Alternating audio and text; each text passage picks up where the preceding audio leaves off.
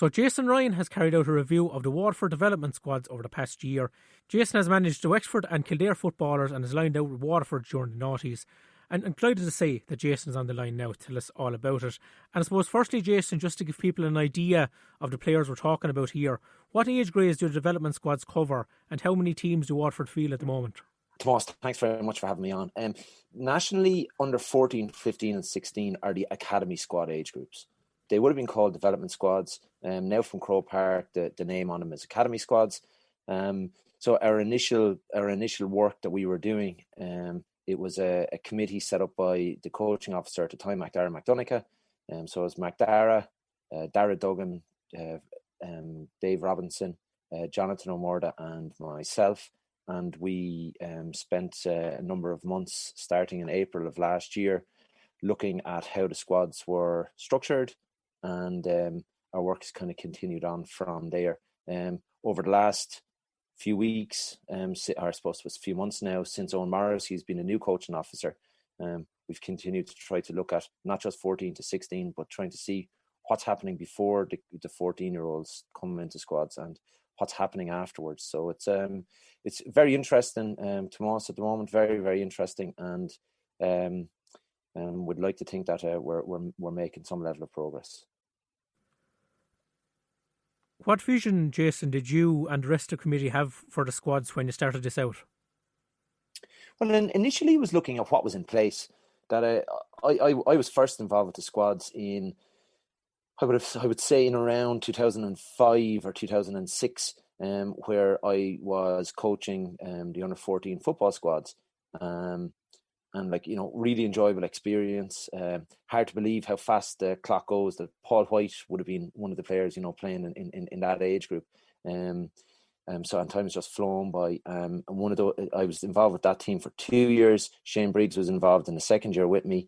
And so after being involved with the squads, then I knew what structures were in place. So when I was asked by MacDara to get involved, it was to check on where are things at now and how have things progressed, that there's more national competitions. There's clear competitions at 14, 15 and 16 in hurling and in football. So there's set dates that are put aside.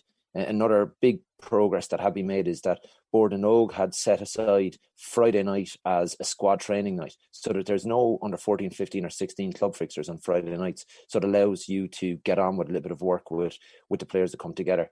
And then from, I suppose, our initial review of what was going on, we realised that, look, let's try to put together our best practice, gold standard model that we feel would work for Waterford. That there's other models in other counties and in other sports and in other countries, but it's looking at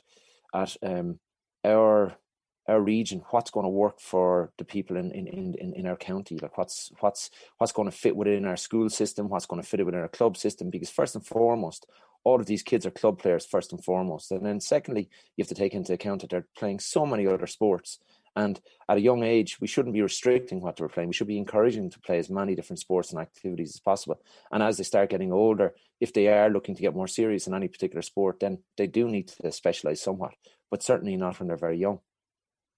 And from there, Tomas, we looked at, right, how would we implement this, and what are the reasons for, like, what are the benefits of having an academy squad in place? And our initial thing was it was all about the players, and we realised from the start that if it's all about the players, we need to have best structures in place for them. And to have best structures, you need to have coaches, management, mentors around the players to help them to fulfil their potential. But what's the carrot for the coaches? Why would managers and coaches want to get involved with the squads? And so a big drive that we have is that we really want the coaches to be upskilled during their time with the squads. We want them to feel like that they have received so much support, so much help and attention, that anybody that gets involved with a squad as a coach, as a manager, or as a strength and conditioning coach, that whichever role that they decide that they're going to get involved with, that by the time they're finished, they're coming away after developing and improving. And the hope would be then that when they're finished with squads, they'll be moving on to maybe another Waterford team, maybe Waterford minors or Waterford 20s, or they could be getting involved with senior teams. They could be going back to their clubs, getting involved in juvenile in their clubs or an adult level in their clubs. but they're all going back as better coaches, better managers, and that they've developed. And so it's very much develop the players, but also we're looking to develop all of the people that are in the backroom team for these squads. And it's the positivity that we're getting from the people that are involved is just absolutely tremendous. Like we're very hard on ourselves, Tomas and Waterford, at times. We look outside and faraway fields are looking upon them as being greener, but we've some fabulous coaches in Waterford. We've got really, really hard-working, dedicated GAA people that want to develop and improve. And I have to commend the gentlemen that are involved with the squads. They've been working, even though we've been in lockdown, they've been working really hard behind the scenes. And like they deserve a huge amount of credit. So everybody's looking forward to being back on the pitch. But with these squads, the amount of work that the people have done behind the scenes, it's going to be great when they get back on the pitch to see it all come into, all the hard work coming into, I suppose, fulfilling the hard work, and it'll be exciting stuff, I hope. And on that point, Jason, of developing the coaches as well as the players, what supports are in place now for managers and mentors of these teams from 2021 onwards? So when we looked at how we'd support the managers, we believe that first and foremost, the manager needs to have enough people in his backroom team around him. And like you have this whole thing of that, you hear negativity that Davy Fitzgerald has this many people in his backroom team, and so on and so on and so on. And it was something that it was constantly coming back, even when I was involved with Wexford and Kildare, people asking how many people are helping out. But you do need support. So we have a support structure now where you have a manager, but you have specific people involved with the manager that are going to be coaching skills, or that are going to be coaching specialist skills like frees and sideline balls and goal kicks. We have there'll also be, each team will have first aiders. Each team will have a strength and conditioning coach that's assigned to them. So over the last number of months, we've held, first of all, we advertised for athletic development interns, strength and conditioning interns. We interviewed a large number of people for it. We had a huge amount of applications. The interviews it was such a positive experience with the interviews, with the amount of young people in Waterford that want to support and get involved with the squads. We're delighted that those interns are being trained at the moment. They're going through a series of online training sessions, preparing them for their work. They're engaging with the managers. Some of the interns have started remote training sessions online with squads, and some of them have been running remote training sessions online for weeks at this stage. The players have been sent running programs. They've been sent home conditioning programs to follow. And so it's brilliant, the support from the interns. We're really excited about that. So Tomas, the aim would be that from under 13 all the way up to senior, that Waterford squads would be following a clear structure in their athletic development, which is, really logical, but doesn't happen in most counties. But we just want to make sure that it's going to be in place in Waterford.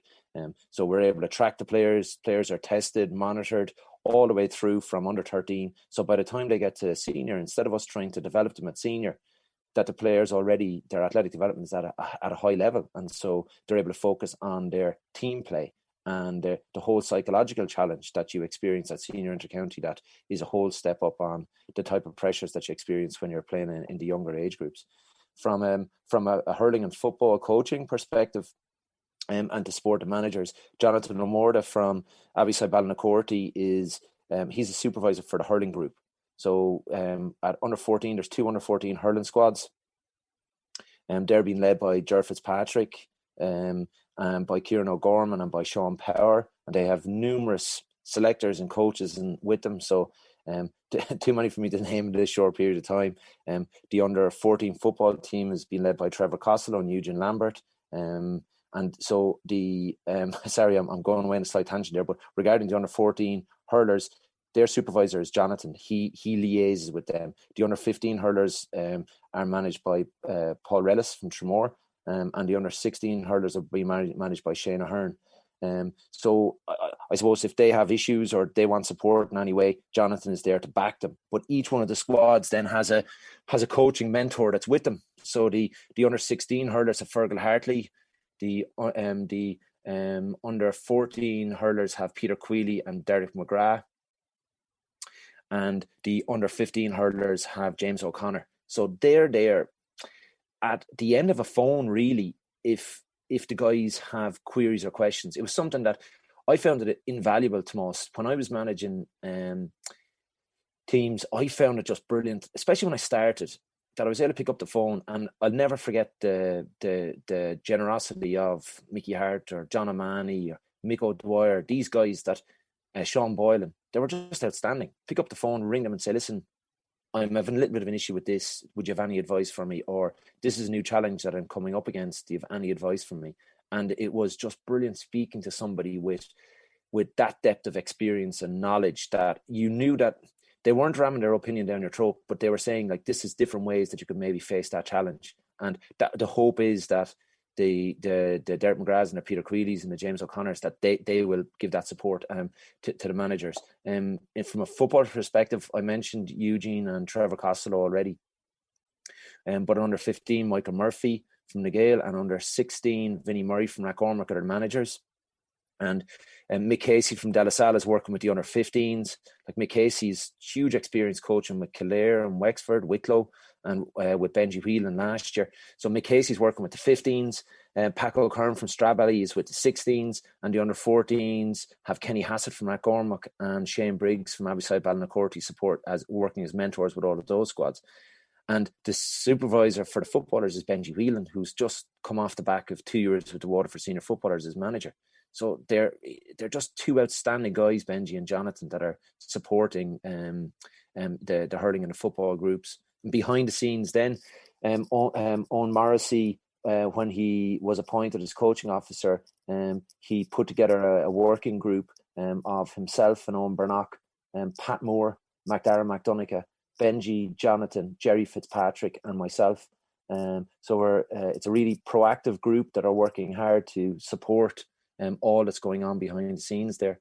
From a logistics point of view, that's Owen Burnock's baby. So as the games manager in Waterford, he's organises pitches, facilities, booking of gyms when we are allowed to do that in the months ahead. So that's Owen's side of things, and then Jerry Fitzpatrick has been supporting us regarding all the athletic development side of things. So it's a big group, Tomas, really, really big group. But when you're looking at over 200 players, there's a lot of supports that are needed. So to give those players enough time and support, there had to be quite a lot of people involved.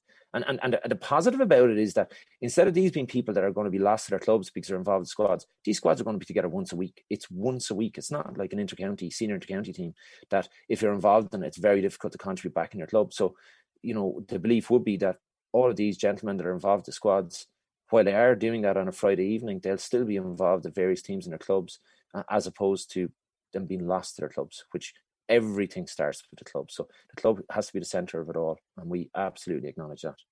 Yeah, Jason, it's brilliant to hear the calibre of people that you've got involved in the squads in 2021, both on and off the field. When looking ahead now, how will you measure success for these academy teams in hurling and football? Will it be purely based on results, or are you looking at other elements? That's a brilliant question, Tomas. It was something when we were putting together on paper how the structure would look like. It was, how do you measure it? And the one way we don't want to measure it is with results, Tomas, because what we're looking at, the whole idea of the squads is not, we're not successful if we win a tournament at under 14. We're not successful if we win a tournament at under 15. Where we are successful is that when our senior inter-county team is competitive every single year, and our senior inter-county football team is competitive every year. When we have players coming consistently from the squads into minor teams and into under 20s that are better athletes, less risk of injuries, they have a better skill set, they are psychologically more resilient, and that physically their bodies are able to cope with the demands that are put on them, and the demands that inter-county hurling and football, like the game of football is now so, you have to be so athletic to actually play it.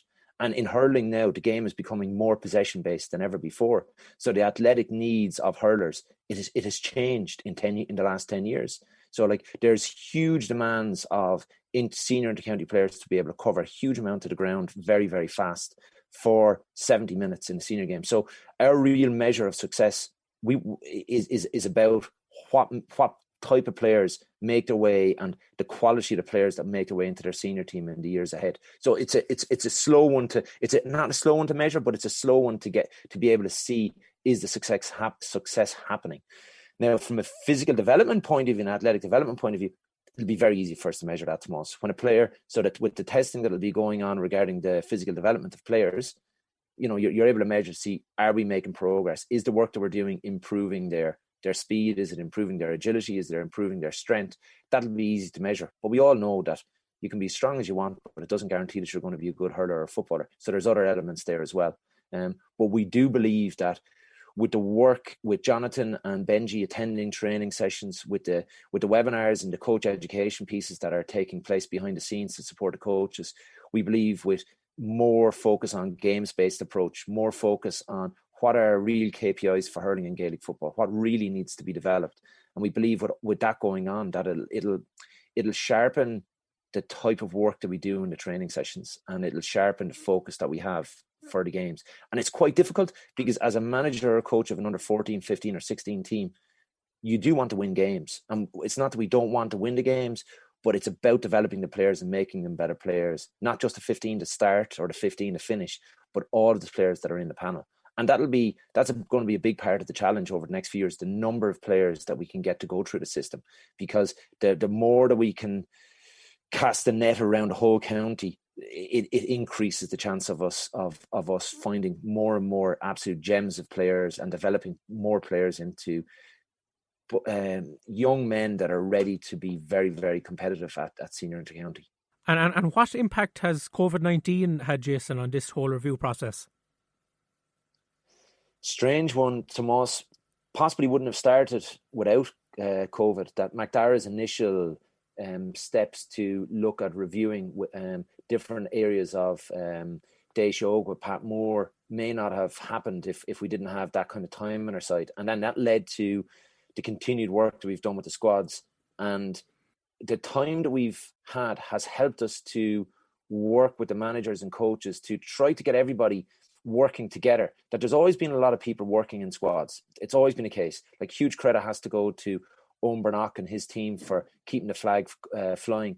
However, the time that's been off now has allowed us to have a series of webinars. It has allowed us to have regular meetings. It's allowed us to have debates, discussions, all around the squads. And those debates and discussions have helped us to come up with what we feel is best practice for the squad. So without that time, all of us would be back coaching clubs and teams, and would be caught, with traveling here, there, and every place. And so time has been we've been very lucky that I suppose it's an incredibly ill wind that doesn't blow some level of positivity. And COVID has given us that time to reflect on what has happened, and it's given us time to really not just look at the put together skeleton, but we feel that we have the meat and the bones all together for the squads, and that kind of in-depth review and in-depth planning will I'd like to think that instead of us having to reinvent the wheel next year or the year after,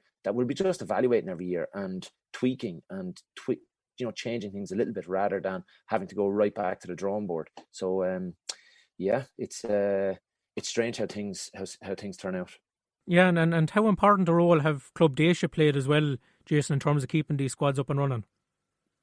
Well, one of your questions was, Tomas, about how do we measure success? And from a sports science point of view, we want to be able to analyse performance of the players in game. We want to be able to analyse physical performance of players at training. So Club Déise have been very, very helpful in helping us to purchase a number of different pieces of sports science equipment to measure different attributes that will be able to use, collect, gather over a number of years, and to help us really analyse what is going on. So, like, each one of the teams has their coaches and managers and whatnot, but each squad is also going to have an analyst that's going to be working with them. So we'll be looking at analysing their physical performance, but also using various apps to try to analyse their in-training performance and their skill performance in actual games. Sports science is becoming more and more and more important, and we need to be able to upskill our coaches in that regard as well. And when they go back to their clubs, they'll be able to bring that extra expertise with them. But without the support of Club Déise, not only with the sports science items that we looked at, but right across the board, without Club Déise, it'd be such a challenge to be able to have the number of players that are in the squads. So like the we have to be very grateful to them and to their work. So thank you to all the people involved in Club Déise. It's much appreciated, and all the young boys that are involved in these squads, they do appreciate it as well. Yeah, Jason, it's great to hear the enthusiasm and the passion you have for the Waterford underage squads, and I wish you and all the management teams and mentors involved with those squads every success in the coming years. I suppose just one more question for you, Jason, before you go. As a former inter-county football manager, what's your reaction been to the training breaches that we've seen by Dublin and Monaghan over the past couple of weeks? Yeah, it's difficult, very difficult, Tomas. And for some people, I say, well, it shouldn't be difficult. It's a case, it's very black and white. We're not meant to be doing it, and that's it. When you're stuck in that inter-county bubble, at times you can, you're so focused on just trying to develop your own area that perhaps some poor decisions can be made, and I'm not trying to make excuses for the Dublin players or the Monaghan players or the Dublin management or the Monaghan management. However, look, it shouldn't be happening. They're the role models for all of the managers and teams and players around the country, and they have a responsibility. When you're representing your county, you have a responsibility to behave in an appropriate manner. And we're in the middle of an international pandemic.